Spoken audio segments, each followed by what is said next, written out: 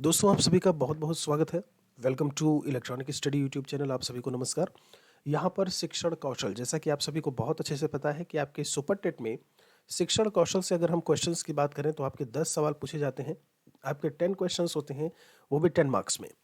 यहाँ पर ये हमारी अगली कक्षा है, ये हमारी अगली क्लास है, मतलब चौथी क्लास है, जिसमें हम बात करने वाले हैं आपके जो शिक्षण विधियां थीं। तो पार्ट वन में काफ़ी कुछ शिक्षण विधियों को लेकर के हम बात कर चुके थे कि एनालिसिस सिंथेसिस क्या होता है, आपका संश्लेषण क्या है, विश्लेषण क्या है, आगमन क्या है, निगमन क्या है, उन सभी के बारे में ऑलरेडी बात हो चुकी है। यहाँ पर आज हम बात करेंगे प्रोजेक्ट विधि के बारे में। लाइक और शेयर आप ज़रूर कर दीजिएगा। चैनल पर नए हैं तो चैनल को आप सब्सक्राइब कर लें अपने आप को अपडेटेड रखने के लिए। मैंने कहा प्रोजेक्ट विधि को हम एक प्रायोजना विधि के नाम से भी जानते हैं। प्रोजेक्ट विधि, इसमें अगर हम जन्मदाता की बात करें तो विलियम हेनरी किलपैट्रिक का नाम आएगा। किसका? जब हम बात करते हैं तो विलियम हेनरी किलपैट्रिक का नाम हमें जो है वो देखने को मिलेगा। अच्छा, यहाँ पर अमेरिका के प्रसिद्ध शिक्षा Shastri John Dewey, Kilpatrick, Stevenson आदि के सम्मिलित प्रयास का फल प्रोजेक्ट विधि है। ये आप में से बहुत कम बच्चे हैं जो इस समय डिटेल में इन चीज़ों को जानते होंगे कि जॉन डेवी भी शामिल थे यहाँ पे, किलपैट्रिक भी थे और स्टीवेंसन का भी नाम देखने को मिलता है। मैं आपको बता दूं, लेकिन मुख्यतः जब हम बात करते हैं प्रायोजना विधि या प्रोजेक्ट विधि किसके द्वारा दी गई, तो उसमें नाम आप जो है वो किलपैट्रिक का ही लिखिएगा। आगे क्या कहते हैं ये, आखिर ये प्रोजेक्ट मेथड क्या है? ये कहते हैं कि ज्ञान प्राप्ति के लिए स्वाभाविक वातावरण अधिक उपयुक्त होता है। स्वाभाविक वातावरण जो अपने आप से हो, जैसे हम स्वाभाविक, जैसे एक छोटा बच्चा स्वाभाविक रूप से भाषा सीख रहा होता है अपने परिवार के वातावरण में। आगे कहते हैं इस विधि से पढ़ाने के लिए पहले कोई समस्या ली जाती है जो प्रायः छात्रों द्वारा उठाई जाती है।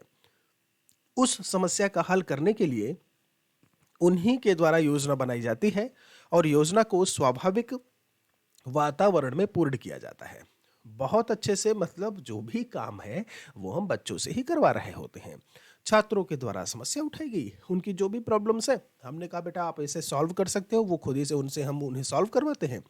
जो योजना उन्होंने बनाई है उसी के हिसाब से, और योजना को स्वाभाविक वातावरण में, एक कोई भी नेचुरल प्रकार की चीज़ वहाँ पर यूज में नहीं आती है। जो जैसा है उसी वातावरण में हम उसको क्या करते हैं, उस प्रॉब्लम का सॉल्यूशन जो है वो सिखा रहे होते हैं। कहते हैं योजना वह समस्या मूलक का कार्य है जो स्वाभाविक वातावरण में पूर्ण कर लिया जाए।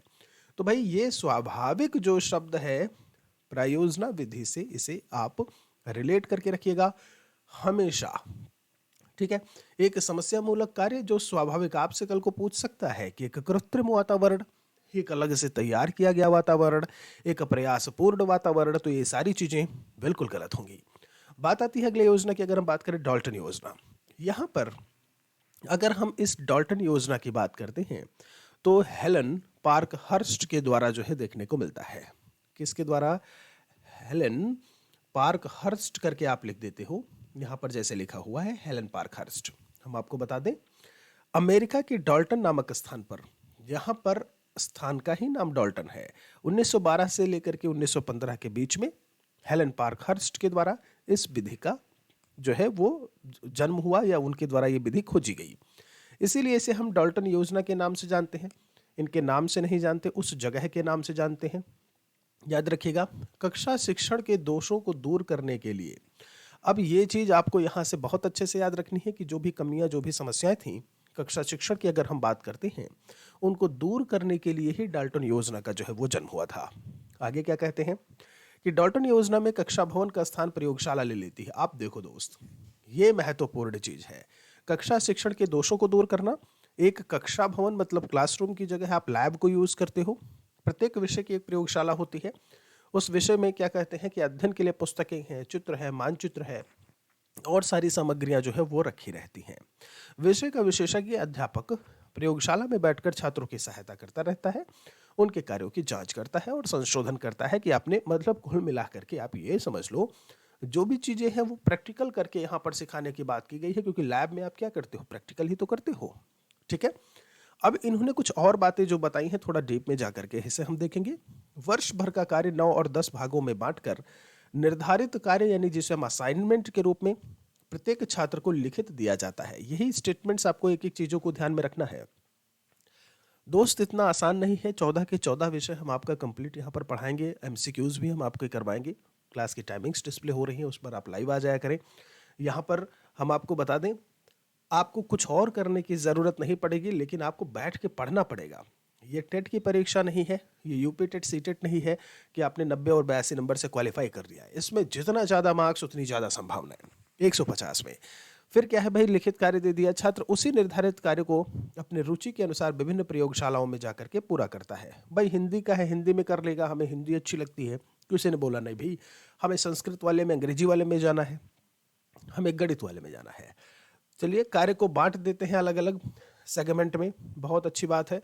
एक ग्राफ कार्ड पर उनका जो है, जो भी चीज़ें हैं कि आपने कितना कुछ किया वो वहाँ पर शो कराया जाता है। 1 महीने का कार्य पूरा हो जाने पर दूसरे महीने का कार्य दिया जाता है। इस प्रकार छात्र की उन्नति उसके किए हुए कार्य पर निर्भर करती है। इस योजना में छात्रों को अपनी रुचि सुविधा के अनुसार करने की छूट होती है। सबसे बड़ी चीज़ है, आप अपने इंटरेस्ट के अनुसार जो सब्जेक्ट चूज करना चाहें आप चूज करें। हम मासिक रूप से आपकी क्या है, चीज़ों को देखेंगे कि आप कहाँ तक पहुँचे हैं, कितना आपको जाना चाहिए था। मूल स्रोतों के अध्ययन करने के कारण उनमें स्वावलंबन आ जाता है। स्वावलंबी होना, हाँ जी, सेल्फ डिपेंडेंसी को लेकर के बात करें, खुद से काम करने को लेकर के बात करें। कहते हैं वेटिविया वेनेटिका ये जैसी परियोजनाएं, माफी चाहेंगे, ये जैसी शिक्षण विधियां इन्हीं का एक रूपांतर होकर के बनी है। डैकरौली योजना यद्यपि इससे पूर्व की है, फिर भी उसके सिद्धांतों में डाल्टन योजना के आधार पर परिवर्तन किए गए हैं। आप समझ रहे हो? तो अगर कोई आपसे पूछता है डाल्टन योजना एक आधार है, उसके बाद ही विटिबिया की बात करें, विनाटिका की बात करें, अगर हम डैकरौली योजना की बात करें तो वो सारी चीज़ें इसी पर उनकी डिपेंडेंसी होती है। बात आती है महात्मा गांधी जी की वर्धा शिक्षा नीति, तो ऊपर जो मैं आपको पढ़ा रहा था वो आपका हेलन पार्कहर्स्ट की डाल्टन पद्धति थी। गांधी जी वर्धा शिक्षा योजना बुनियादी तालीम, बेसिक शिक्षा योजना को शुरू करने के रूप में जाने जाते हैं। कहते हैं एक शिक्षा विधि है। यहाँ पर हाथ के काम को प्रधानता दी किसने? गांधी जी ने। उनका विश्वास था कि जब तक छात्र हाथ से काम नहीं करता तब तक श्रम का महत्व नहीं होता है। आप भी, मैं आपसे कहूँ कि एक बोझा उठाने में कितनी मेहनत लगती है, ठीक है, खेत में जाकर के धान काटने पर कितनी मेहनत लगती है, तो ये आप तब तक नहीं जानेंगे जब तक आप ये खुद करके नहीं देखेंगे, आप अपने हाथों का प्रयोग नहीं करेंगे। कहते हैं सैद्धांतिक ज्ञान मनुष्यों को अहंकारी और निष्क्रिय बना देता है। बच्चों को आरंभ से ही किसी न किसी हस्त कौशल, मोस्ट इंपॉर्टेंट यही टर्म है जो आपसे पूछ लिया जाता है कि गांधी जी ने जोर दिया तो किस प्रकार की शिक्षा पर? तो भैया हस्त कौशल वाली शिक्षा पर इन्होंने जोर दिया, और उसमें कृषि और कताई बुनाई जैसे धंधे उसमें शामिल थे। ये बात भी आपको ध्यान में रखनी है। यहाँ पर जो भी मूल है वो हस्त कौशल को मान करके ही इन्होंने जो है शिक्षा में जो भी बातें बताई, इन्होंने क्या कहा, बेसिक शिक्षा, कुछ बातें इन्होंने बताई कि देखो ऐसा है, जो भी परीक्षा हो, जो भी पढ़ाई हो, माफी चाहेंगे, जो भी पढ़ाई हो उसमें जो भाषा हो वो मातृभाषा हो। हिंदी हमारी है तो हिंदी में ही पढ़ाई हो। हस्त कौशल केंद्रित, भाई ठीक है भाई, लर्निंग बाय डूइंग आप एक तरीके से समझ सकते हो, हाथों का प्रयोग करके। 7 से लेकर के 14 वर्ष, 7 to 14 ईयर्स की बात इन्होंने की, जबकि 6 से 14 आप पढ़ते हो, जो फ्री एंड कंपलसरी एजुकेशन आज का है, अनुच्छेद संख्या 21A का, जो कि 86वें संविधान संशोधन 2002 से जोड़ा गया। अब इन्हीं चीज़ों को आपको ध्यान में रखना है कि गांधी जी ने 7 to 14 बताया हुआ है, ठीक है। और आप जो पढ़ते हो ये अभी ये पढ़ते हो, शिक्षा स्वावलंबी हो, अर्थात कम से कम अध्यापकों व वेतन छात्रों के किए हुए कार्यों की बिक्री से आ जाए। अब इन्होंने चूंकि हस्त कौशल की बात की, सिलाई की बात की, कढ़ाई बुनाई की बात की, आपने देखा, तो कम से कम अध्यापकों का वेतन छात्रों के किए गए कार्य की बिक्री से आ जाए। यही जो अंतिम सिद्धांत था, इसका बड़ा विरोध हुआ, बाद में इसे बेसिक शिक्षा से हटा दिया गया। बोले अब बच्चे से काम कराओ कि वो काम करेगा और आपकी सैलरी फिर उससे दी जाएगी, नहीं नहीं, गलत बात है ये। तो इस चीज को फिर हटाया गया था। यहां से इसे हमें ध्यान रखना है, वर्धा शिक्षा नीति जो है वो आपकी 1937 का आप समय याद रखिएगा, 1937 का, उसी में आपका जो है वर्धा शिक्षा नीति जो है वो देखने को मिलती है। अब यहां पर हम आपको बता दें, एक आध जैसे शिक्षण पद्धति को लेकर के बात करें, जैसे हम किंडरगार्टन की बात करते हैं। अगर हम किंडरगार्टन की बात करते हैं तो आप जानते हो किंडरगार्टन, यहां पर जो भी साधन थे जिनको हम यूज में लेकर के आते थे, किंडरगार्टन का मतलब बाल उद्यान होता है। किंडरगार्टन एक जर्मन शब्द है, समझ में आया दोस्त? किंडरगार्टन एक जर्मन शब्द है, बाल उद्यान इसका मतलब होता है। इन्होंने क्या बोला, खेल, स्वतंत्रता, आनंददायक वातावरण, मतलब खेल को लेकर के, स्वतंत्रता को लेकर के इन्होंने प्राथमिकता दी। ये बात भी यहाँ से आप याद रखिएगा। तो मेरिया मॉन्टेसरी के द्वारा ये चीज़ देखने को मिलती है। और इसमें उन्होंने कहा देखो हमारे इसमें खेल गीत होने चाहिए, मतलब ऐसे गीत खेल के माध्यम से पढ़ाओ। उपहारों को इन्होंने जो है वो प्राथमिकता दी। मैं किंडरगार्टन की बात कर रहा हूँ अभी। फिर उन्होंने कहा कार्य व्यापार को लेकर के, तो ये है साधन, क्या है ये है साधन किसके, किंडरगार्टन के, कि अभिव्यक्त साधन कौन कौन से हैं जिन्हें हम अपने यूज में लेकर के आते हैं। मेरिया मॉन्टेसरी का नाम, इनके सिद्धांतों की अगर हम बात करते हैं, आपको अगर याद हो तो आपके बीटीसी डीएलएड में एक बार सवाल पूछा गया था कि कर्मेंद्रियों की शिक्षा, ज्ञानेंद्रियों की शिक्षा, ये सारी चीजें किससे रिलेट करती हैं। जो बच्चे पढ़े हैं अच्छे तरीके से वो जानते हैं, बीएड वाले भी जरूर सुने होंगे। अगर हम कर्मेंद्रियों की शिक्षा, ज्ञानेंद्रियों की शिक्षा को लेकर के बात करते हैं तो भैया ये आपका यही किंडरगार्टन है, यही बालवाड़ी है जिसके बारे में हम बात कर रहे हैं, किंडरगार्टन, ठीक है, जिसे हम बालवाड़ी कह देते हैं।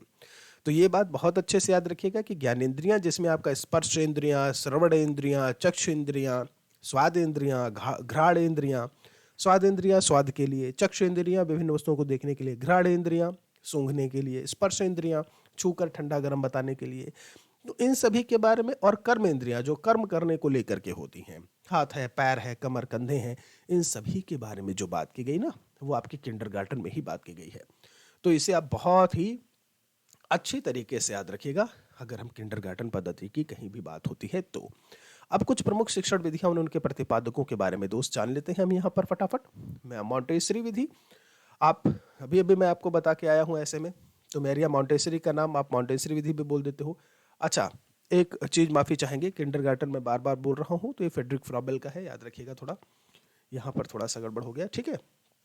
हाँ, यहाँ पर अगर हम बात करते हैं आपसे कि किंडरगार्टन पद्धति जो देखने को मिलती है, मॉन्टेसरी विधि मेरिया मॉन्टेसरी की है। खेल विधि मैं आपको हेनरी कॉल्डवेल कुक का नाम बता चुका हूँ। डाल्टन का भी हेलन पार्कहर्स्ट में बता चुका हूँ। किंडरगार्टन में माफी चाहेंगे आप फ्रेडरिक फ्रॉबेल लिख लीजिएगा, ठीक है। फिर बात आती है यहाँ पर थोड़ा सा अगर हम आगे चलेंगे इसके, तो खेल विधि में मैं अभी अभी आपको हेनरी कॉल्डवेल कुक, डाल्टन विधि हेलन पार्कहर्स्ट का नाम है। पर्यटन विधि में पैस्टोलॉजी है। खोज विधि की अगर हम यहाँ से बात करते हैं तो वो आर्मस्ट्रॉन्ग का है। प्रश्नोत्तर में सुकरात मैं आपको बता भी चुका हूँ। प्रोजेक्ट अभी अभी मैंने आपको बताया। प्रयोजना विधि क्या होती है, विलियम हेनरी किलपैट्रिक का है। वैज्ञानिक विधि में नाम हेनरी गुडवर, माफी चाहिए, गुडवर स्केट्स का नाम आता है। प्रॉब्लम सॉल्विंग मेथड की अगर हम बात करते हैं तो उसमें सुकरात महोदय का नाम आएगा। सूक्ष्म शिक्षण, यहाँ पर सूक्ष्म शिक्षण के जन्मदाता देखिए A.W. एलन का नाम देखने को मिलता है, ठीक है। जन्मदाता सूक्ष्म शिक्षण विधि में एक रॉबर्ट महोदय है, उनका नाम है। तो सूक्ष्म शिक्षण के जन्मदाता आता है तो A.W. एलन करके लिख देना, बाकी यहाँ पर रॉबर्ट करके लिखा है। हम आपको बता दें यहाँ पर मूल्यांकन विधि G.M. राइस। बुद्धि से लेकर के परीक्षण 1922 में दिया गया इन्हीं के द्वारा। समस्या समाधान विधि, कोई समस्या नहीं है भाई, सुकरात अभी अभी मैं आपको बताया हुआ हूँ। इकाई उपागम यूनिट अप्रोच की बात होती है तो उसमें H.C. मॉरिसन का नाम आता है। वेनेटिका, कॉल्टन, बाशबर्न का नाम डैकरॉली पद्धति डैकरॉली की है। ब्रेल लिपि लुई ब्रेल की। ब्रेल दिवस हम लोग 4 जनवरी को सेलिब्रेट करते हैं, दृष्टिबाधित बच्चों के लिए है। आपसे आगे है। अच्छा, आप कमेंट सेक्शन में ज़रूर बताइएगा, अगर हम ब्रेल पद्धति की बात करते हैं तो कुछ मोटे बिंदुओं पर, कागज पर कुछ उभरे मोटे बिंदुओं पर हम स्टडी करते हैं। वो उभरे बिंदु आखिर कितने होते हैं, वो उभरे बिंदु आखिर कितने होते हैं, ये कमेंट सेक्शन में आपको लिखना है। ऑप्शंस मैंने दे दिया है 6, 12, 8 और 4। बेसिक शिक्षा पद्धति नई तालीम, इसे हम महात्मा गांधी जी का है। समाजमिति विधि मोरेनो का है, एल मोरेनो। आगमन विधि और निगमन विधि, इंडक्टिव एंड डिडक्टिव मेथड अरस्तु का है। हर्बर्ट विधि हर्बर्ट का, प्रश्नावली वुडवर्थ का, संवाद प्लेटो का। ये चीजें जुबान पे आपके दोस्त रटी होनी चाहिए, मजा तभी आएगा। रेखीय अभिक्रमित अनुदेशन, वाह्य अनुदेशन के नाम से जानते हैं पुनर्बलन वाले महोदय, और इसमें बरहस्ट फ्रेडरिक स्किनर का नाम आएगा।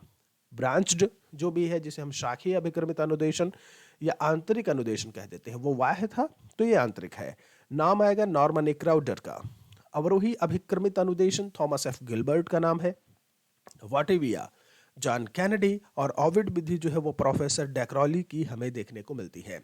कहीं संवाद विधि लिखा है, प्लेटो का नाम आप लिख देते हो, ठीक है। तो ये सारी चीज़ें क्या हैं कि जितनी भी आपकी विधियां हैं महत्वपूर्ण, मुझे लगता है मैंने सारी चीज़ें आपको बता दी हैं, जो जो महत्वपूर्ण विधियां हैं जो आपसे पूछी जा सकती हैं। यहाँ पर अगर हम शिक्षण विधि को लेकर के बात करें, आपके शिक्षण विधि कौन कौन सी है, किनके जन्मदाता क्या कुछ है, तो उनके बारे में यहाँ पर हम बात कर लिए हैं। वीडियो आपको कैसा लगा कमेंट सेक्शन में आप ज़रूर बताइएगा। जो सवाल मैंने पूछा है उसका आंसर भी कमेंट सेक्शन में ज़रूर लिखें। उत्तर देने की आदत अपने में डालिए। मेरे लिए कोई सुझाव है तो कमेंट सेक्शन में आप मेंशन करिए। एक और लेक्चर में हम आपसे जल्द ही मिलेंगे। सेपरेट प्लेलिस्ट इसकी बनी हुई है, सुपर टेट टीच स्किल। जो भी चीज़ें होंगी सिलेबस हम आपका पढ़ाएंगे पहले, फिर हम क्वेश्चंस को सॉल्व करेंगे। नमस्कार, एक बार फिर से बहुत बहुत धन्यवाद।